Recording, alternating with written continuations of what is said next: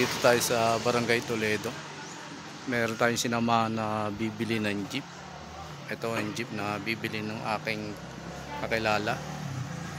Ito. Yan po yung jeep na binebenta. Yan po yung bibili. Yan, nakasombrero. At tinitingnan. Yan.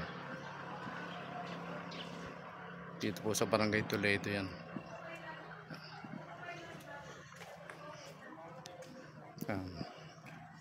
Ayan po yung nakaputi. Yan po ang may-ari. Yan ang pagbibilan. Hindi tayo itong lugar. Ayan, ayan, ayan na po. Ayan.